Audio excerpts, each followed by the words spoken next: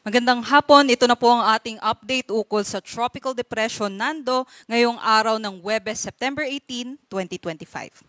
Simulan po muna natin dito sa dating si Bagyong Mirasol na ngayon ay tinatawag na natin sa international name na Tropical Storm Mitag. Ito po si Mitag ay nasa layong 465 kilometers sa kanluran ng Calayan, Cagayan at ngayon meron po itong taglay na hangin na aabot sa 65 kilometers per hour at bugso na aabot sa 80 kilometers per hour. Kung napansin nga po natin, ay nag-intensify pa nga ito ngang si Mitag bilang depression po kanina, ngayon ay tropical storm category na. At ngayon nga po, mapapansin din po natin kahit malayo po ang si Tropical Storm Mitag sa ating mga kapuluan, ay ito nga pong kanyang extension ng mga kaulapan o yung trough po nitong tropical storm ay nakakaapekto pa rin dito sa may extreme northern Luzon, pati na rin po dito sa may Ilocos region. At ito naman po ang ating mga kaulapan dito sa kanlurang bahagi ng Luzon, Visayas, pati na rin konting bahagi dito sa Mindanao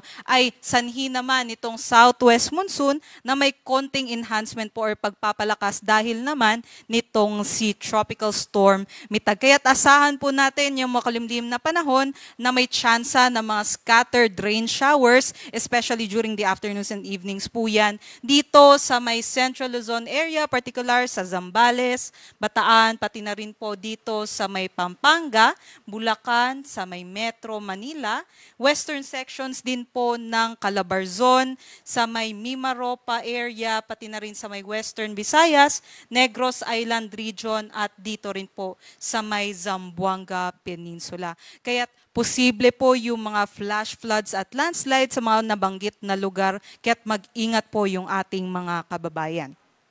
Dito naman po sa may silangang bahagi ng ating bansa, pansin na rin po natin yung mga pulu-pulong mga kaulapan dyan. Ito po yung ating mga localized thunderstorms. So, every afternoons po, potentially meron po tayong mga localized thunderstorms dito po, especially sa may eastern side po ng ating bansa. Kaya anong bahagi man tayo ng ating kapuluan, ay magdala pa rin po tayo ng mga payong panangga sa ulan, pati na rin po sa init. Dumako naman po tayo dito kay Tropical Depression Nando. Sa ngayon, wala naman po itong direktang epekto pa sa anumang bahagi ng ating bansa, kahit wala po tayong nakataas na wind signal sa anumang parte po ng ating kapuluan. At ngayon po ay nasa layo po ito na 1,260 kilometers sa silangan ng Central Luzon. Meron po itong taglay na hangin na aabot sa 55 kilometers per hour at pagbugso na aabot sa 70 kilometers per hour. Patuloy po itong kikilos pa northwestward sa bilis na 15 kilometers per hour.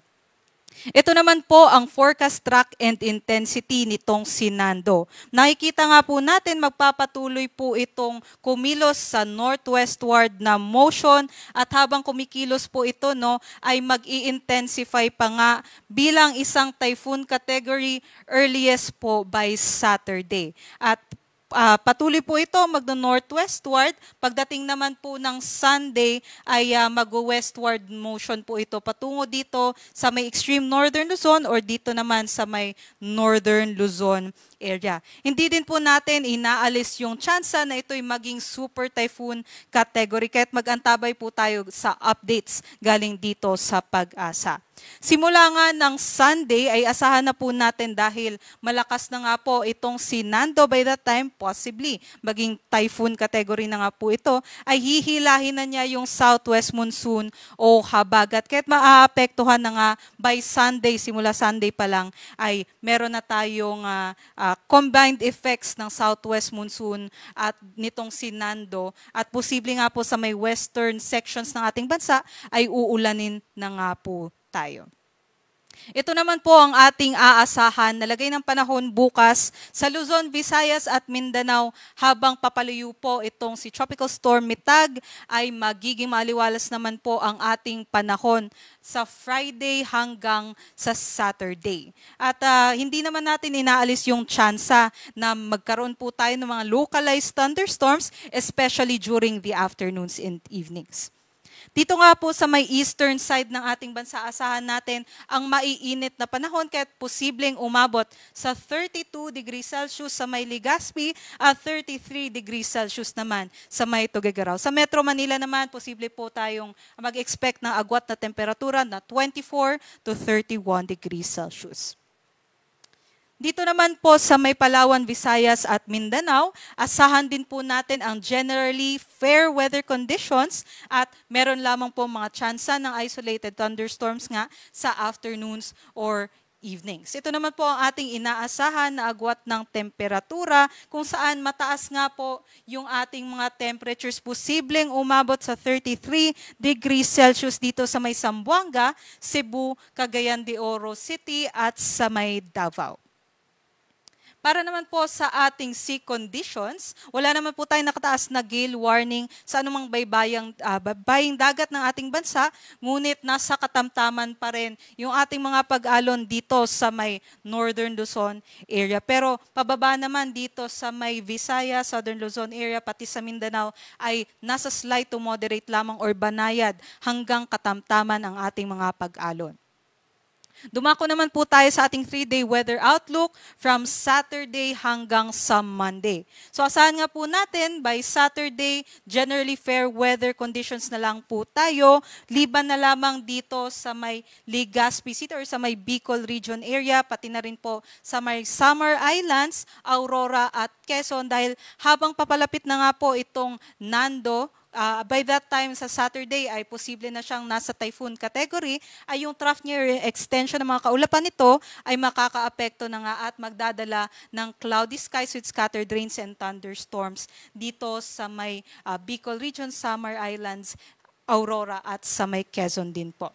Dito naman sa may nalalabing bahagi ng Central Luzon, Southern Luzon, pati na rin sa Northern Luzon, asahan po natin yung generally fair weather conditions. Pero pagsapit nga po ng Sunday, mapapansin natin na may mga pag-ulan na po tayo dito sa may Luzon area, specifically po sa may western sections ng Luzon dahil po yan sa southwest monsoon na in-enhance ng ating Nando. Magpapatuloy po ito yung ating mga pag-ulan hanggang possibly by Wednesday po habang lumalapit itong si Bagyong Nando sa ating mga kapuluan. Dito naman po sa Visayas, kagaya nga po dito sa may Luzon area, ay pansin po natin generally fair weather conditions throughout the Visayas area po tayo by Saturday. Pero Sunday, enhanced na po ang ating southwest monsoon due to the Bagyong Nando po. Dito naman po sa may Mindanao, asahan po natin na magkakaroon tayo ng maliwalas na panahon na may tsansa ng mga isolated thunderstorms hanggang sa Sunday. Pero dahil nga po sa epekto ng southwest monsoon sa Monday po, magkakaroon na din tayo ng mga makulimlim na panahon na may kalat-kalat na pag-ulan, pagkulog at pagkidlat. Dito po sa Kalakhang, Maynila, ang araw po natin ay lulubog mamayang 5:55 p.m. at sisikat naman bukas ng 5:45 a.m.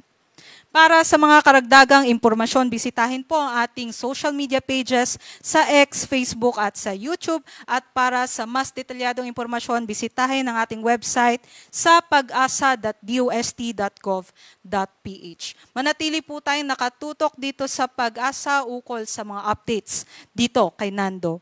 At yan lamang ang latest galing dito sa Pag-asa Weather Forecasting Center. Ito po si Lian Loreto. Mag-ingat po tayong lahat.